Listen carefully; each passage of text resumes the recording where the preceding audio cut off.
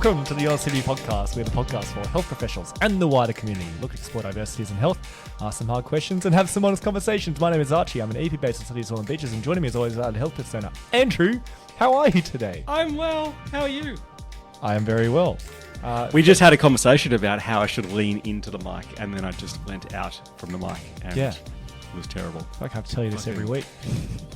Well, every week's a bit of an exaggeration. I don't do that. Every few months that we decide to do one of these things, you have to tell me that. But you're in person today, so I am in person. I'm actually a lot closer physically to you than I was last time. And I worked out before, so that must be delightful Great. for you. How high did your heart rate get? We'll decide if that's a workout or not. Crack the triple digits. Triple digits, very for good. a little while there. Now that's zone 2. If you ask any of those fucking... Actually, you're one of them, any of these bloody enduro... Yeah. Triathlon Ironman people. You like Love zone 2? Just it's like a stroll, really. Getting your heart rate into zone 2. It's like you feel so like I'm doing nothing. This is a complete waste of time. But apparently it's important, according to someone that I don't care about. Sounds like bullshit. No, there's some feedback for the zone triathlete 2 community. No, don't aggregate me. I do not know that much about zones of heart rates. Yeah. I probably should. I'm an exercise physiologist.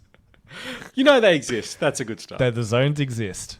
However, I can't say I am up to date with my triathlon and endurance athlete training regimes and thresholds.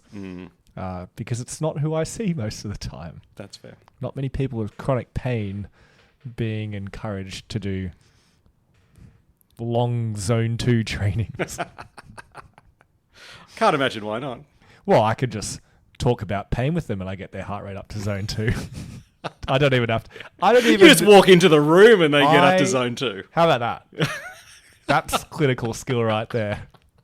I don't even need to get people to exercise, Fantastic. and I can get them to zone 2. Oh, that's efficient, is what that is. Yeah. That is. So talk to me about what you're afraid of.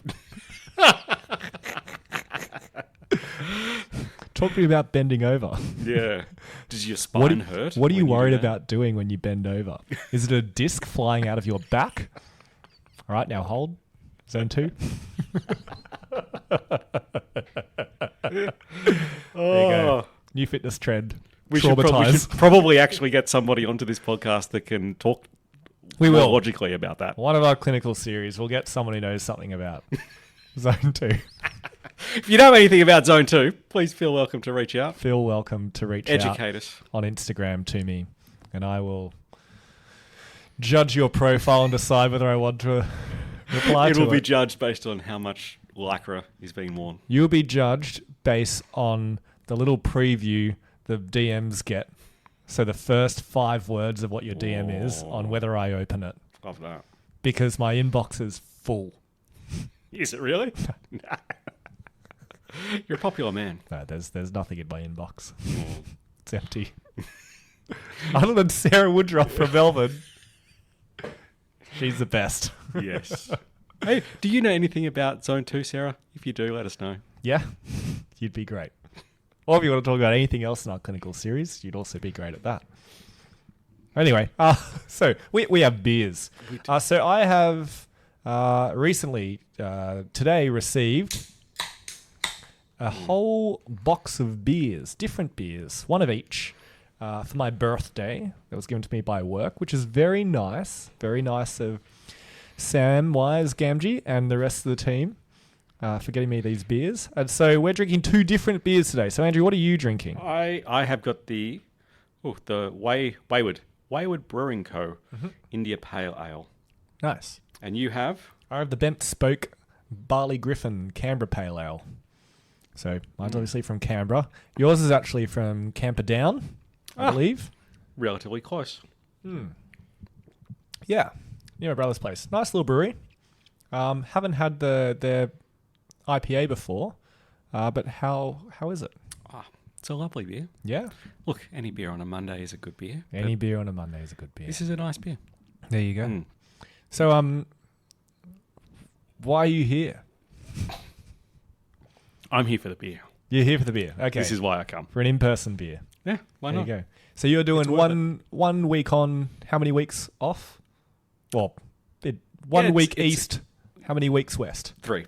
1 and 3. Weeks. Okay, Yep. 1 and 3. So, So you flew in from Perth to Sydney yesterday, and then what are you doing? drinking beer. Drinking beer. Yeah. Okay. Where are you staying? I'm staying at an Airbnb just down the road in DY. Which Given up on the Mercure, have you? The Mercure got a 1-star review from me after. Did you really? I'm not going back there anytime soon.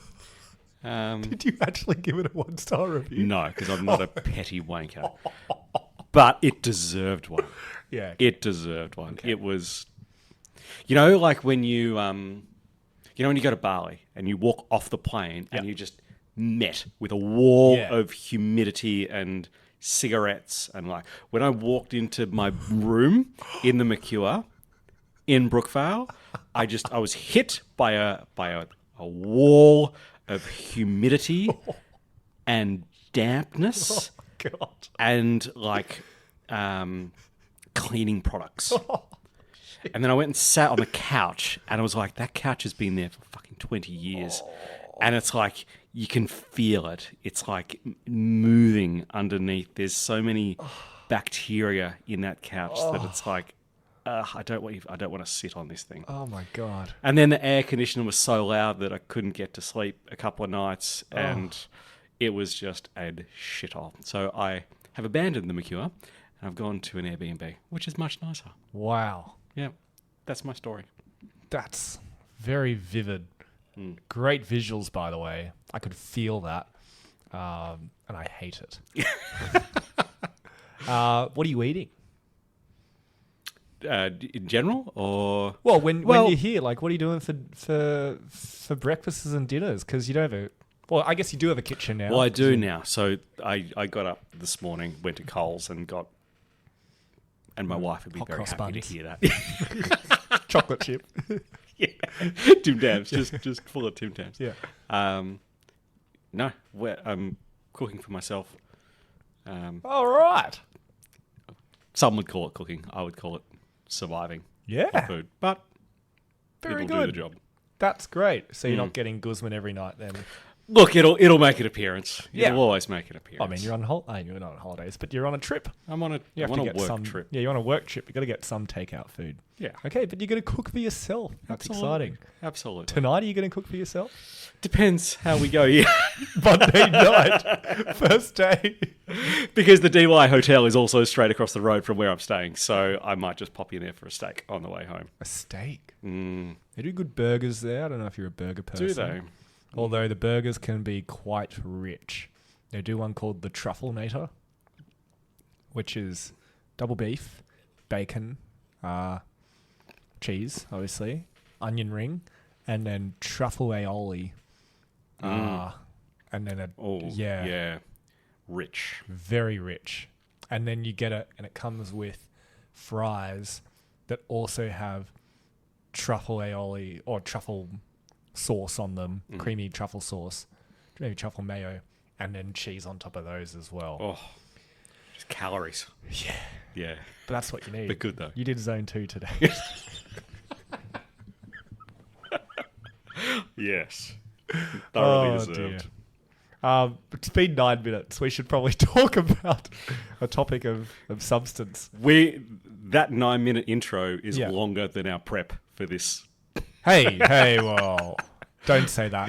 It's 9 seconds. The prep that's gone to this episode is 7 years worth of experimenting, trial and error, and implementation in the workplace. Because we were talking about feedback. Specifically, how like a concept of feedback called Radical Candor or Compassionate Candor, which is a concept from Kim Scott, who is an American Silicon Valley CEO person who's then set back and now wrote a book and a concept on feedback. Lovely. Basically, how to give effective feedback in the workplace and in life and in teams and all of this stuff. And it's something that you introduced to us here at Rebound probably, it was 7 years ago. And I know it was 7 years ago because we did it in one of my first ever team meetings that I was there. We went through it. So I have a question for you. But basically, the point of this episode is we're going to talk you through Radical Candor and how it's changed how we do things and how it works for us day to day, and examples of it actually working and not just reading a book and going, oh, it's a great concept, but like, can you actually do that? What it actually looks like in practice, and why you should read the book and do it with your teams, and how you can go about starting to do it with your teams and that sort of thing after you go and read the book and watch the videos and that sort of thing. So, why did you introduce it to us? Where did it come from for you?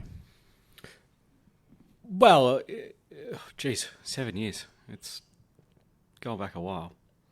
We introduced it not because there was anything particularly wrong, right? It's not like there was a huge conflict in the business and we needed to have a formal sit down and have a let's all get our feelings out in the open sort of conversation. But it was just we wanted to communicate better. We wanted to not take things personally, or at least instill that into our culture, that you can disagree with somebody and still think that they are a good person, and those two things are not mutually exclusive. And we also want to improve. Like, everybody at that point in time was on a career trajectory of, I want to be the best person, EP, physio, whatever, that I possibly can. And so to create an environment where anybody could give feedback to anybody, irrespective of title or discipline or whatever, was done in the service of just becoming a better clinician. And there was a difference between the behavior that somebody exhibited and them as a person. And when we give feedback, we are not criticizing the person, we are criticizing or giving feedback on the behavior. And that's just the kind of culture that we wanted to create, where nothing was hidden, things weren't spoken about people behind their backs. And like I said, although there was nothing wrong at that time, it was just something that was like, it can only be a good thing to create an environment where people feel comfortable about speaking about what they see. Yeah, absolutely. And at an absolute minimum, it would only make people care more personally about people and just think about how they give feedback and communicate with each other more. So if it went no further than that, it would at least have that impact. So I remember when we first did it together, and I don't know if you would choose to do it again in this way, and I'll ask you that after I explain to everyone how we first did it, which was we designated a person each week in our team meetings, and the week leading up to it, everyone had to write a piece of praise and write a piece of feedback, criticism, constructive feedback for that person as well. And then we were going to say it to them in the team meeting. I remember that. Thoughts?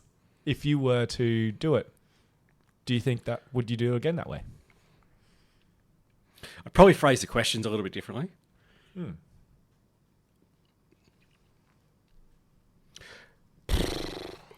Part of me says, yes, I would do it again. Because, like, giving feedback is a skill and you have to practice it. And it's awkward as fuck. And the first few times you do it, it's easier if there's some sort of a framework to go off. And that, like, write two bits of, one positive, one constructive. It was just a framework. And so one part answer to that question is yes, I would probably do it in a similar way. The other part is probably no, because like in our team now, if we were to do it now, because some people don't have direct crossover with other people, they don't see each other on a daily basis. It probably wouldn't be as appropriate It was easy in a team it. of 6. It was easy in a team of 6. We were all in the one place Yeah. all the time, and there was this okayness Yeah. of doing it.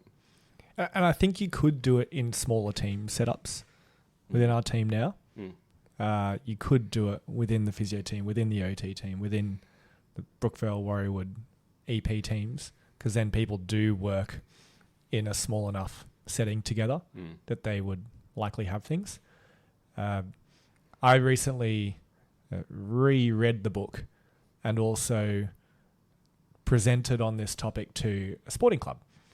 And the way that I framed it for them in terms of how I would go about starting this is that you've got to be able to receive feedback first before you can give it.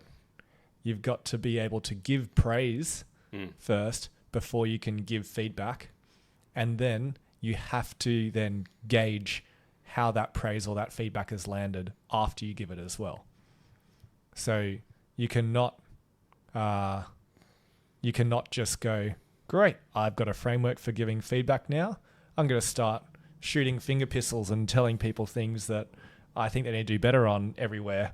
And I'm doing it. It's like, no. What is that? When people do that, what is that? What is shooting finger pistols and what do you mean by what is that? In the Radical Candor framework, Oh, yes. where does that sit?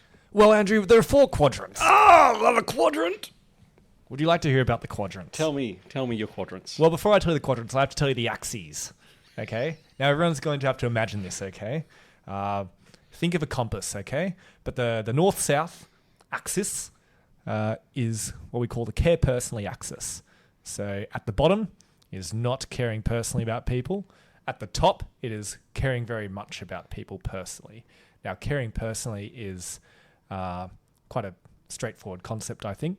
That it's not about like, I am best friends with this person, but I care about how this person feels when I tell them something, give feedback to them, or just in general in my workplace or my team, in my setting. I care about this human being. Down the bottom, don't give a fuck about him. Cool? The east-west axis, going from left to right, is what we call our challenge directly axis. So on the left, the very low end of challenging directly, that is not challenging, not saying anything at all. Okay? Avoiding conflict, avoiding the conversation at all costs. On the other end of the scale is going straight to the source, straight to the person, and straight to the point. Easiest way to think about it. So when we think about this now as a quadrant where we've got an axis going up, caring personally, and an axis going from left to right, that's challenging directly, we create 4 quadrants. Now, the easiest way to think about it is if we go top right, that's where radical candor is. So where we are caring personally and challenging directly. Okay? That's what's called radical candor. And this is our ideal place for good feedback, where we are challenging the behavior directly while caring personally about the person. Okay? If we move down along the right side, so we're still challenging directly, but we are not caring personally. This is the one you're talking about. The finger pistols, just shooting them off. This is what we'd call obnoxious aggression. Okay. These are not my words, by the way. These are Kim Scott's words, so they're a bit funky, but who cares? They make sense. So it's obnoxious and it's aggressive. Okay? Andrew? You stink. You stink. And you're a dickhead. / you stink, and I'll tell you that in the office in front of everyone else. Not very nice. Didn't really take care of the person there at all. Would have been much better if I took Andrew aside and said, Andrew, you're a little bit on the smelly side today. Try some deodorant next time. Yeah. Or even just like, thought you should know. And I trust that you know what to do if you smell smelly. You know? So we're going to move, continuing going around clockwise. So, actually, no, I'm not. I'm going to come back up anti-clockwise. So we're going to stay on caring very personally, but not challenging directly. So this top left quadrant here, this one's called ruinous empathy. Now, ruinous empathy is where I would say a lot of people in healthcare are, and a lot of just people who are nice, maybe a lot of friend groups, where we care so much about the person's feelings that we don't say what we need to say to them. So for example, in that situation where you're smelly, I go, oh, Andrew smells, but I don't want to hurt his feelings, so I'm not going to say anything. As a result, Andrew continues to smell. And Andrew doesn't know that he smells. And that's not very nice. Okay? But it's empathy, but it's ruinous. Okay? Because it's having an impact on the person because we're not willing to tell them what they need to know. Mm-hmm. Moving down to the bottom left quadrant. And this is our least favorite quadrant. This one is where we do not care personally and we do not challenge directly either. So we are kind of actively not telling the person. So this is called manipulative insincerity. Now, the examples of this quadrant in this situation is you smell, but I'm not going to tell you. I'm going to tell everyone else. If you guys notice Andrew smells today, what an idiot. He always smells. Yeah.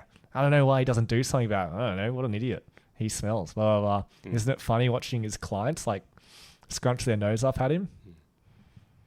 So I'm not being nice to you and I'm not doing it in front of you either. I'm doing it behind your back. So I'm gossiping.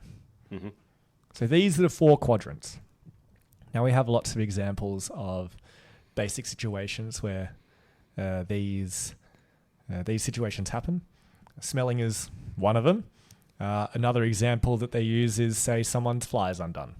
Same kind of thing. Something mildly embarrassing that the best way to do it would be to just grab the person quietly, quickly and go, hey, your fly's undone. And they go, oh, yep, thank you. And they can pull it up. In the obnoxious aggression one, you go, shout across the gym, Andrew, your fly's undone. And have a little laugh at you. And then everyone goes, oh, Andrew's fly's undone. If we go top left, ruinous empathy, I go, oh my God, Andrew's fly's undone. He hasn't noticed it. Maybe I'll just, stare at him and go, give him the eyebrows like, It's like, what? In the meantime, his client's probably standing in front of him going, this guy's fly's undone. He's trying to talk to me about my health. I'm not really listening because his fly's undone. But, I don't want to go and tell him because it's embarrassing. Then the bottom left one would be, I talk to my client next to me and go, oh, look at this. Andrew's fly's undone. This guy. Isn't that funny? Yeah. And they go, oh, not really. It's just yeah, you're a bit weird. It's like, what is this place? Why is everyone so mean to each other here? So these are our quadrants. This is how they work. So then ideally, feedback moves towards the top right. Questions? Well, I really like what you said in terms of where a lot of like healthcare practitioners tend to sit, and I think like the good thing about this model is that it's fairly easy to identify where you sit in certain situations, right? And although they might seem trivial, when somebody's got a piece of food in their teeth, or their fly's undone, or their shirt's not tucked in properly, like being curious about where your default position is for whether or not you just go and, hey, like, mate, you got something in your teeth, or like where you sit is a good little insight into, well, how you might go, and then when there is something important to go and talk about, how that sort of expands, in there. That's right. And it's when there's examples of this, and the way we think about it is an example of when you've got a whole team of people in ruinous empathy, where everyone cares about each other's feelings. No one's really giving any direct feedback or challenging each other because no one feels confident enough to do it. So as a result, there might be behaviors or systems or things happening in your workplace or your team that everyone knows about, or a bunch of people know about, but no one's willing to say anything about it because they don't want to be the one to acknowledge it or call it out. And so everyone sits in here and we all stay quiet and we all go, no, I don't want to say it. Too scared. I don't want to hurt their feelings. And then eventually enough frustration builds up that one person goes, fuck it. Fuck this. And they lash out. Okay? Something just, tips off the edge, overfills the cup, and they lash out and say something. But because everyone's been holding it in for so long, and this person's probably also been holding it in for so long, it often comes out in an obnoxiously aggressive way.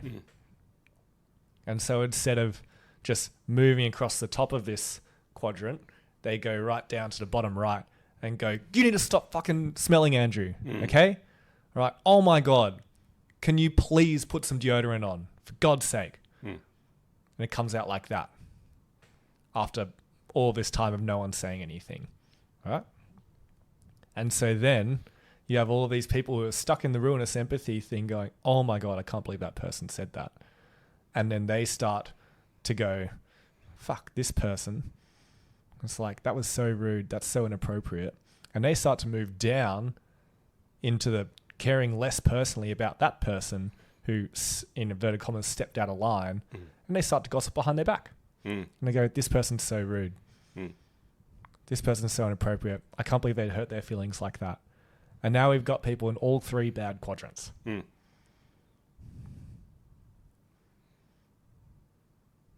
good. No good. No good. No good. So, what we actually need to do is help people, first of all, feel comfortable enough to challenge directly, but also help people build enough trust with each other that they feel comfortable to do that. So, it probably goes the other way first. So, you need team members to care personally about each other. So you need to develop trust. You need to, and you can develop trust by people being vulnerable. And then when people are vulnerable, they build more trust. And when people trust each other more, then they can be more vulnerable. More Brené Brown data lead stuff. And once you have that, then you need to teach these people who care about each other now how to then challenge each other directly. Because we know now, it's like, hey, Andrew, I know, or you know that I care about you. Okay, so I want what's best for you. I'm not out here to embarrass you. I'm not out here to cut you down. I'm not out here to gossip behind your back or be rude to you. I'm here to help you because I care about you. And because of that, I'm going to tell you some things when I need to tell you them. And is that a conversation that you need to have prior to this? Like, can you just go straight into Radical Candor, or do you feel like there's some groundwork that needs to be laid before you come and tell me, hey, like, just so you know, I've noticed this about you. I don't know if you've noticed it yourself, but I just want you to know that it's important. It probably depends on the context of your relationship with that person within the clinic and the agreed upon kind of foundation of this relationship, and then maybe how willing that person is to take on feedback at an early point. So if we go back to the start of that, if someone comes in to my team and they're a new grad and I am their clinical mentor, I would expect them, or they should expect me to be providing them feedback from day one. Praise and constructive feedback. And they want that. And so I know that I'm able to give that off the bat because that's the nature of our relationship. They've come in, they are new to this profession, they are new to this job. We have hired them, we've interviewed them, they know what workplace they're coming into, and they are people who want to get better. They are people who want to grow clinically and professionally, and they're people who I've asked to ask lots of questions and be ready to take on feedback. And so do you dumb it down? Do you, for those new people that are coming in, is there a period where you go easy on them to build the trust with them to be able to give that feedback in the future? Or are you just like, this is the way that it is, this is the culture that we have, So you will adapt to it over time. Well, I think there's a balance there, right? Because I don't want people to get a lesser version of what I actually want them to do. Mm. I want them to know what the highest standard is, and that's what I want them to be aware of. Mm. Pardon me. But I also don't want to give them something that's unachievable off the bat. Mm. So what would be an example of that? Like, what is a bit of feedback that as a new grad you would be like, oh, I feel like I need to water this down a little bit, or just maybe break it down for them so it's not too overwhelming for them to start? It might be about how they run their initial consultations. Mm-hmm. So there are some things that are a must that I would expect our whole team to be able to do off the bat. And there are some things that for a new grad, they are a must as well. But then there are some things that I expect us to break down later. I actually had an example in my head, and I'd like to ask your Sure. opinion on this one, which is when clients give feedback, negative feedback. Mm-hmm. Using that Radical Candor framework, and in the context of a new grad, if a client gave some negative feedback after an assessment, would you still lean into that Radical Candor quadrant, or how would you deal with that? So have they given this feedback not directly to the practitioner, and so I'm aware of the feedback, but they aren't? Yeah. Yep. Okay. Let's say they're unhappy. They call up and they say, I want to speak to the boss. And it's like, that wasn't what I thought it was going to be. Yep. I want a refund. That was a waste of my time. Okay.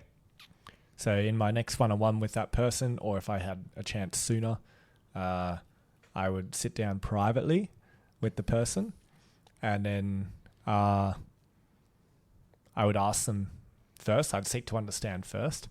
I was like, hey, tell me about your initial with this person. How did it go? Talk me through your management plan. Talk me through how the initial went. Blah, blah, blah, blah. Go through it. Okay. Just letting you know, I've received a call. I got some feedback from them. Is now a good time to talk about it? Yep. Great. Cool. Here was their feedback. And so you're not dumbing it down. You're not. I would give the feedback. Now, maybe I would add some more context to it before I told them what the feedback was. Like, received a call, we got some feedback for them. Now, before I tell you, I just want you to know that like everything is okay. It's like you're not in trouble. Okay. And sometimes we just miss people's expectations, and that's all right. But I think it's important for you to know what this person said, so that we can then talk about a plan of, what we could do with this person in the future, or if not with this person, what we could do with the next people in the future. And then just go from there. Nice. Often that kind of feedback comes through as an email. And so in those situations, whether this is right or wrong, this is just how I've handled it, is we've sat down, let's go. So had an email from this person come through to reception or to me. Just want you to know, everything is okay. It's like you're not in trouble. Sometimes we get this kind of feedback, but it's important for us to read it and take it on board, and then we can reflect on it and then plan for the future. Here it is, and I'll just let you read it. Nice.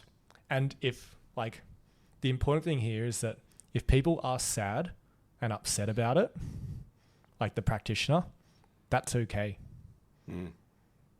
It's like, I'm not here to. Well, it's probably a stop good thing. Yeah, right? exactly. I think that shows that they give to an extent. Yeah. That they care. Yeah. So if we think about the other situation where I don't show them the feedback, then it's very hard for that person to reflect on the experience and then improve for next time. And as a clinical mentor, I'm not okay with us continuing to give those experiences either. And I'm sure that clinician is not, doesn't want patients, clients to come in and have that experience either. So it is in their best interest to know about it. Right? It is in their best interest to know about the feedback so that we can then do something about it. Mm. It is in my nervousnesses, That's a word. yeah. Yep. Best interest to not say anything and just shove it on the rug and go, whew, that would be a hard conversation. Don't want to have that one. Well, that's a later days problem when it comes up again.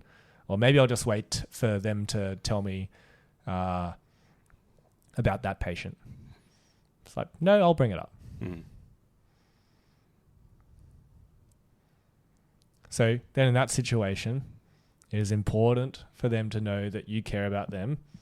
And it's like, hey, there's no one's in trouble here. It's like, everything's going to be okay. We've all had it. Yeah, we've all had it. I've read plenty of these emails myself about me, and people have told me about these ones. It's an important part of the learning process. So I'm going to let you read it. Or I'm going to tell you the feedback from the person. And then but then you're there to support them exactly as they digest it. And we don't then go, all right, cool, see you later. It's like, no, now we're going to talk about it. Oh, no, they were wrong. That's wrong. I didn't do that. That's silly. It's like, well, that was the person's experience. And once again, this is part of the feedback loop as well, right? So that person's giving the feedback. Say it's important for us, or say we're giving education or giving a session to someone, it's important for us to gauge how it landed with the person. So something that Kim Scott says is that feedback is not measured at the giver's lips. It's measured at the listener's ears. And so how do you check for that? In which situation? If you are giving feedback, and then you've had a conversation about the feedback, how do you check that it's been received in the way that it was intended to be received? That I care about you personally, but I'm not going to shy away from giving you this. Yeah. Conversation's wrapped up. We've had a reflection. We've talked about a plan. It's like, cool. So what are your action points? What are your takeaways? What questions do you have for me based on this?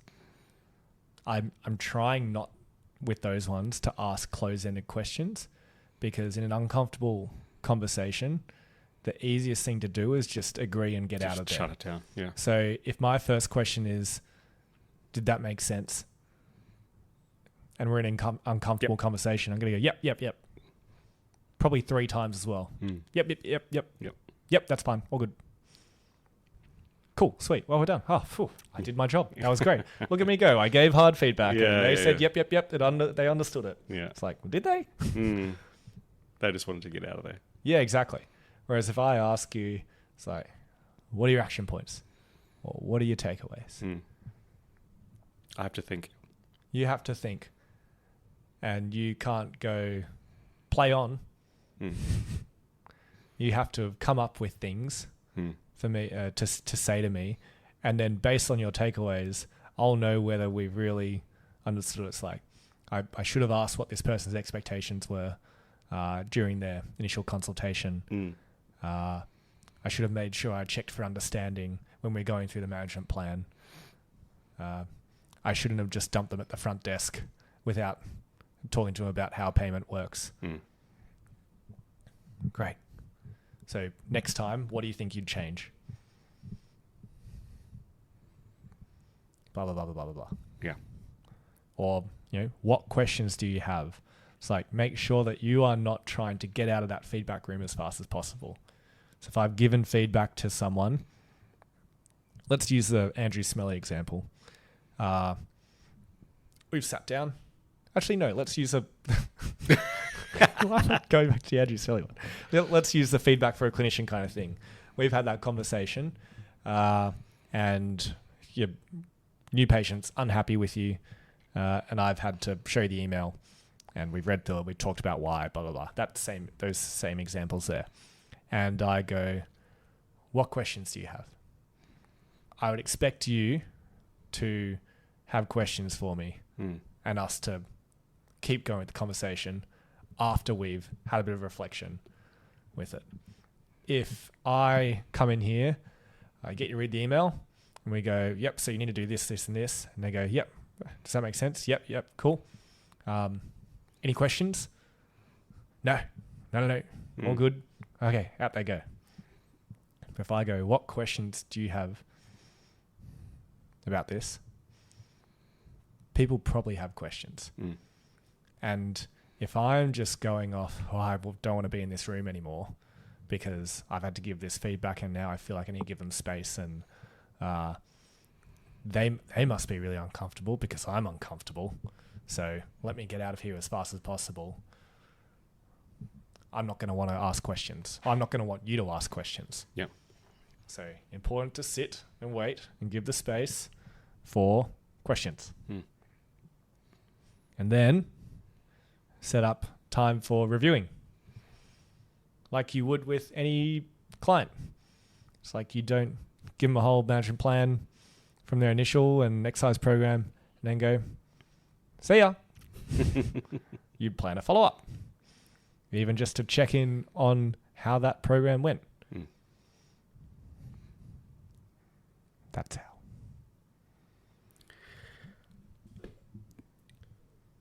Are there any situations where you wouldn't do that?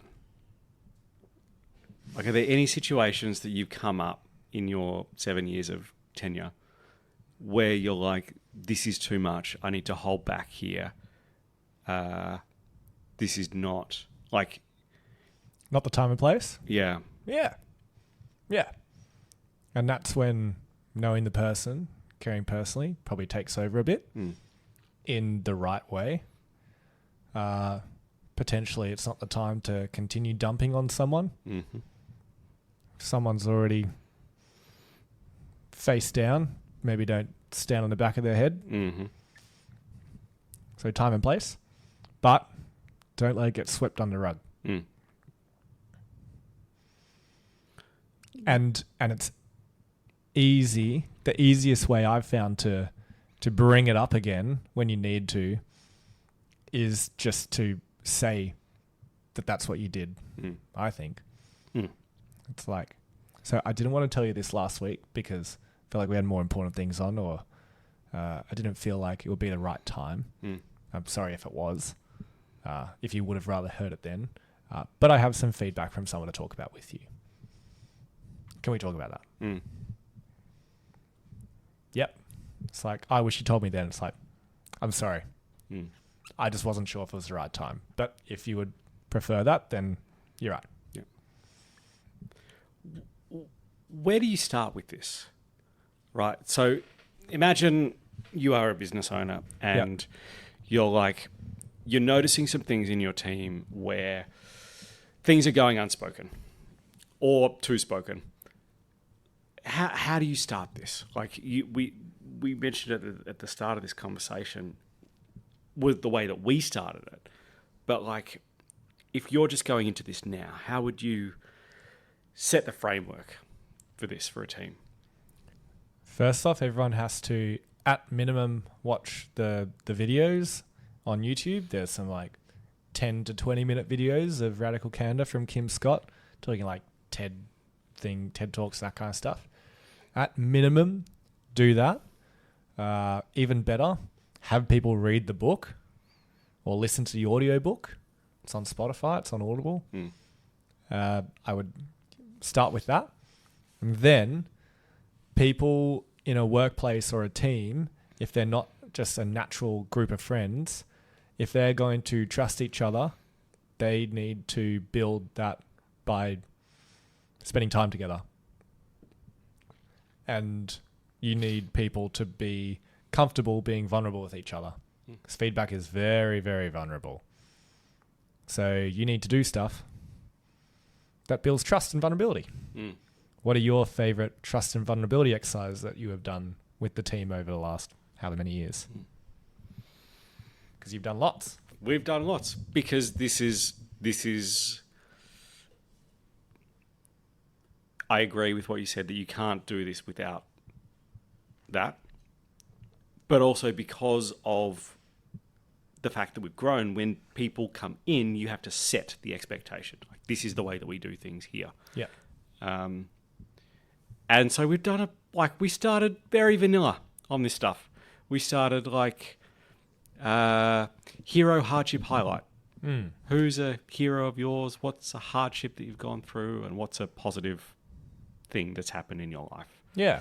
Um, You've done high-low buffalo. High-low buffalo. We do that with the kids around the kitchen table Nice. when we do dinner. High of the day, low of the day, and something that's a bit random for the day. And then you tell your kids your feedback on their grades after And then that. you're a terrible child and you should fuck off. I don't like you. It's very obnoxious aggression. Do better. Yeah, do better. I I love you. Do better. will love you if you do better. Oh, yes. Good. And then, like, we've definitely got into the vulnerability space a bit. We've used the vulnerability cards from the Resilience Project a couple of times. Look, you need a bit of a run-up to kind of do that sort of thing, I think, because the problem with... Or not the problem. The thing that you need to consider when doing something like that is that the purpose of that is to get vulnerable. And if you don't set the context for that to happen, then the answers that you get from people are very skimming the surface answers, and they avoid the emotion or the thing. So, like, you can say that you do it, and then you can actually do it, and those two things are quite different. But you like to go straight into that, like, you need to make sure that there is psychological safety in the room, that you have set the tone for whatever is said in this room only remains in this room, and that there is a degree of trust that will happen, that this, whatever I say now, will not be used against me in any way in the future. So there's sort of stepping stones towards that sort of thing. But but like the analogy that you used before from Brené Brown, like trust and vulnerability are stepping stones. Like you do a little bit of one and then the other and then the other and then the other. And over time it builds over time. But when you have new people come into a business, it's like, we're not going to change what we do. They will see that this is the way that they do it here, and like, oh, okay, it's okay to do that here. Yeah. And so then I feel like it's almost a quicker process for people to get up to speed. Absolutely. Because it's like, oh, like, you know, they just sat there and told me about their mother that's going through this, or through this really hard time that they were going through personally. It must be okay for that to happen in this workplace. And so when you have that, it's like, well, for you to give me feedback that I'm a bit smelly, it's like, well, he must care about me, because like when I sat there and I spilled my heart and feelings, he was receptive and he cared and he followed up with me afterwards to make sure that I was okay. And he hasn't used that against me. And that has led to me building safety and trust with you, so that when you give me feedback, I know that you are giving it from the perspective of somebody that cares about me. Absolutely. So, long-winded answer, but like that, you can start anywhere, right? Start anywhere with how to build trust or how to do vulnerability. You can fucking Google that shit. But it is just a place, you're creating an environment where people feel like they can share about themselves personally. Yeah. One thing that's talked about in Radical Candor a lot is practice giving good praise. Because that's easy. Everyone loves to receive praise. Or some people are awkward doing it, but they still feel good when they hear things. But it's not just any praise. It's like specific praise. Like, give people specific praise on things that they are doing that you would like to acknowledge. It's like, Andrew, you have been talking very clearly today on this podcast. I can see you've been working on it. Thank you. That's a bit backhanded. So apologies for that. I've only had one beer. Let me say that again without the little backhanded bit on the end of it. It's like, Andrew, your communication has been great on this podcast. I know that you've told me before that you've been working on, speaking without your ums or your ahs or blah, blah, blah, blah. And you're doing it. That felt good. Thank you. It's a lie. Oh, fuck you. I don't know what you've been working on. That's it also, that's another point as well, is that people can find it hard to take positive feedback, right? Which is one of those exercises when we did the thing, right? The Radical Candor at the start, like what's one thing that's driving us forward and what's one thing that's holding us back. And when somebody gives you the feedback, You say thank you. You have to say thank you. You just say thank you. Yeah. You don't try and dumb it down. You don't try and be like, oh, I was having a good day that day. Or, oh, no, that person also was involved. It's like, just thank you. Just thank you. Just accept it and be Acknowledge, okay with say accepting thank it. you. That's right. Yeah. That's And that is exactly hard. right. That's hard for people to accept It's feedback. very hard. Especially, I feel like in Australia, for some reason, everyone wants to kind of dull it down or like, go, oh, no. Don't worry about it. It's all good. It's just my job. That's my job. Yeah, that's just a job. Yeah. No, I'm not doing anything special. That's all good. It's like, well, thank you. Just say thank you. Yeah, just say thank you. Bit of tall poppy syndrome here, of like, oh, you're doing so well, being successful, business is doing so great. It's like, no, don't say that. It's just nothing, mate. Don't worry. It's just every day, Yeah. So I just go, oh, thank you. That's great. Correct. It was good. Which, on the other side, when someone wants to give you some feedback, that's very hard, but they have plucked up the courage to talk to you about it.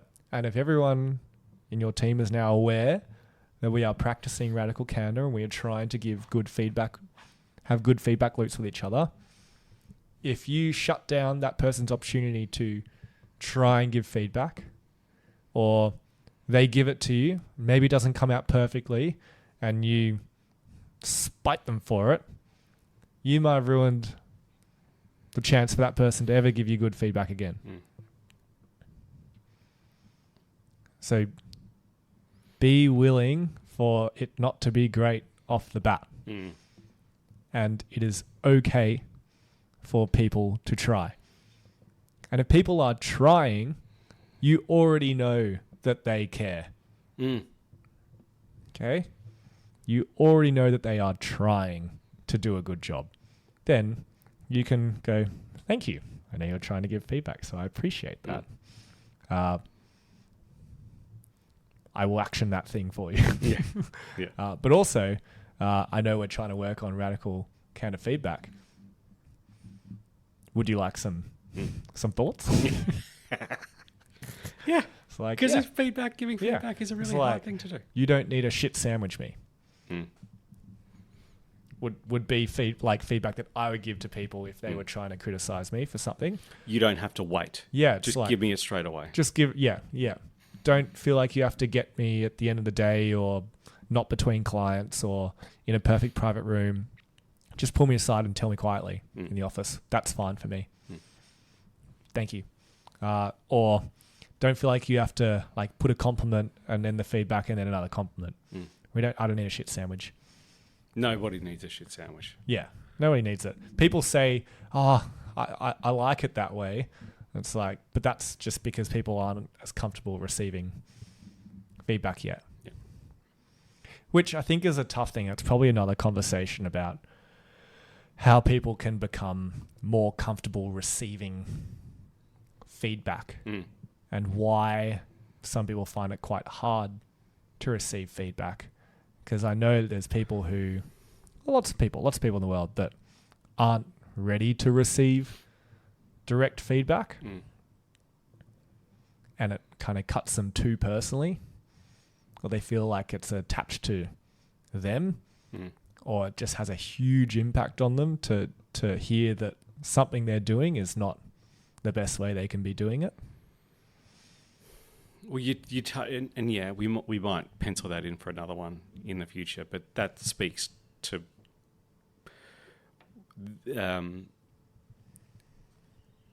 like your inability to separate your behavior from you as a person. And like that is a difficult thing to unwind, because that means understanding the intention behind the person that's giving the feedback, but also realizing that I am infallible. I fuck up sometimes. I'm not perfect all the time. And that is a difficult thing for a perfectionist, for example, to disconnect from. Yeah. Because I overthink everything that I do. So how could you say that what I'm doing is wrong? Because that is who I am. I am a perfectionist. I do everything perfect all the time because I think about it all the time. And you're saying now that I'm doing something different. That is my identity now that you're talking about. Oh boy. And I have difficulty creating separation. And that requires work. Like that requires actual, like, I need to sit down and work out who I am as a person so that I cannot take things personally to the extent that it immobilizes me, but do take things personally because I want to improve. I am not perfect as I am. I have the ability to improve. And that is going into some layers. So It's very well explained. we need to, yes. That was very well explained. That probably is a non-alcoholic conversation. Probably a conversation we should have a psychologist in the room for. I think so, because that's probably a good conversation to have. But like, that one's complicated. Perfectionism. Jesus. Yeah, I wouldn't know how to. But it's funny, right? Because if you're not a perfectionist, I think it would be very difficult to understand that feeling. Those things are so closely entwined that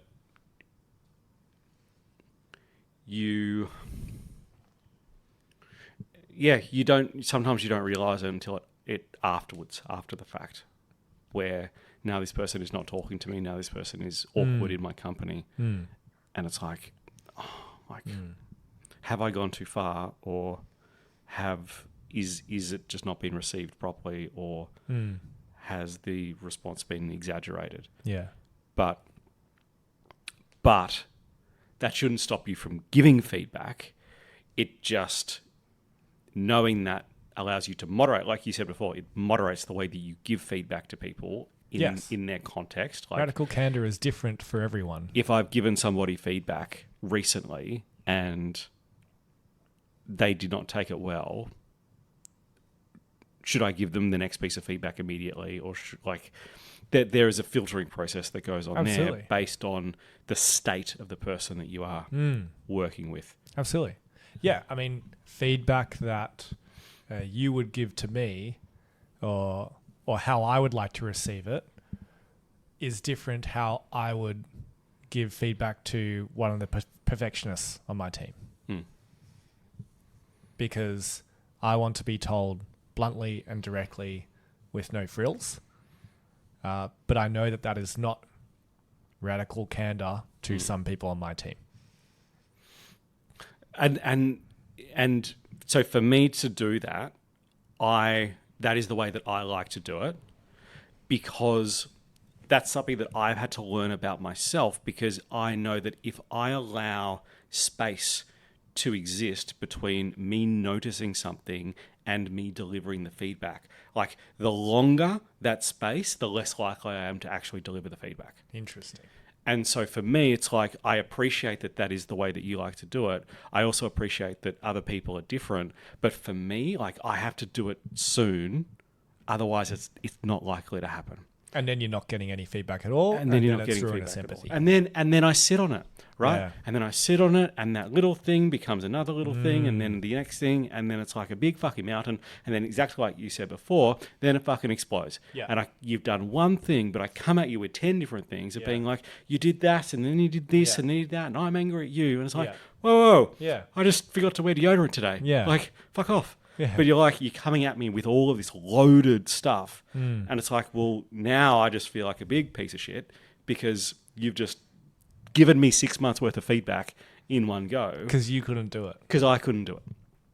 And so both of those things somehow need to exist at the same time. Like, you have to be able to, and maybe it's around importance here. Like, me stinking, sure. Like, that is not the most important thing in the world, versus if I got feedback from a client that was very unhappy about something that happened, like, that's not something that you should shy away from, even if the person is not in the best state. Like, I don't think that is something to, like, sit on out of fear that somebody might take it the wrong way. Absolutely. Versus, like, you left the cutlery in the sink, but I know you're having a shit day. Maybe I'll just let that one fly, and we'll if it happens again, I'll bring it up then. Yeah. Very good points. I'd add on to that thing at the end there is seeking to understand first in some situations is a good idea. So if this one where it's like, do I want to pile shit on the fire? It's like, well, let me just. Do I even know that there is a fire full of shit yet? It's like, maybe I'll just check that. Like a cutlery example. It's like, oh, that fucking Andrew left the cutlery in the sink again. But he's in a bit of a huff. It's like, maybe it's like, hey mate, what's going on? You okay? Yeah, you okay? And you go, no, fucking all over the place. This class, this one, blah, blah, blah. It's like, oh wow, yeah, okay. No wonder he forgot the cutlery. Hey, let's deal with that stuff. No worries. I'll go wash the cutlery up and not tell him because I know that was not actually an issue and he's just, having a bit of a day. But if I add on to that, it's like, hey, Andrew, you left cutlery in the sink. And he's like, I don't have fucking time to deal with the cutlery today, all right? I was like, oh, shit, sorry. Hey. Why? Yeah. It's like, oh, I made him explode before I've just kind of checked in. So read the person. Often just a little seek to understand can help a lot. Very good. Very good. Nice. Feedback. Read the book. Watch the videos. Give it a go. Practice. Build trust. Do vulnerability exercises, even simple ones. Go for beers with the team. Go for walks with the team. Do team workouts. Team activities don't have to be big, structured, crazy things. We've just gotten closer and closer to the team by just doing little things all the time. I think some of the best stuff that we've done is just the simple stuff, beers on a Friday. Someone reminded me that we were doing beers on Friday during COVID. That was a good time. You said it, like doing workouts on a Wednesday. Team workouts, easy, low hanging fruit. That's it. Zero effort required. Yeah, have lunch together. Sit outside the clinic. Sit in the sun. Have lunch together. That's nice. Cool. Might hang out. Might get to know each other better. Get to know each other better. Everything else is easier. Make sure people know what Radical Candor is before you start giving it. Yeah. Unless it's already the culture of the place and and you can just do it. But it never hurts to just tell people. Have them watch the video first and then things get easy. Watch the video and you'll fumble through your first couple of things, but it's like, hey Archie, I just read this book. It's about Radical Candor. It's about giving feedback to people. I'm going to try it on you. Is that okay? I might fuck this up, but I've got some feedback that I'd like to give you. Is it okay if we talk about it now? You'll fuck that up a million times before you get... No, maybe not. But it'll feel weird the first couple of times you do it, and then it won't because that's who you are now. Yeah. And you'll get to that place by actually doing the thing, not by thinking about the thing. Also, expect that if you bring this to your team and introduce this concept, you're probably going to receive some feedback. Well, I think when we did it the first time, I was on the fucking chopping block the first time, right? Well, I think you put yourself up there on purpose. Yeah. Well, yeah, because you have to be the example. Exactly. Right? You can't expect you have other to people be the example. Yeah. You can't expect other people to do things if you don't do it first yourself. Yeah. But for team members, that shouldn't stop you from doing it either. No. You can't lay the blame of my employer doesn't do that, therefore I can't do it in this workplace. That's bullshit. It's this is something that might be new to them as well. And so you can give it in that exact same phrasing. I'm working on my feedback. Is it okay if I try something out with you right now? Because I've got something I'd like to talk to you about. And if they say no, fuck them. But most of the time they will say yes. Because they are in healthcare to help people. Yeah. / everyone knows that they should. It's like people know they should brush their teeth. Everyone knows they should be open to receiving feedback. Everyone knows that. So even if they don't want to, they'll go, yeah, okay. And they might disagree with it, and they might have feelings, and that's fine. But at least you've given it a crack, and you will get better. That's it. Very good. How's your beer? Very good. Very nice beer. I would have another one. Yours? Also, very good. Would have another one. Lovely. It's a pity in this box. There's only one of all of them. We will be doing some clinical series podcasts coming up. Got one with Sam coming up soon, actually. Lovely. We'll talk about cancer, Of course we are. which would be good. Yeah. That makes sense. Yeah, it does. It does make sense. If you would like to hear about a particular clinical topic, DM us. Mm-hmm. Message me.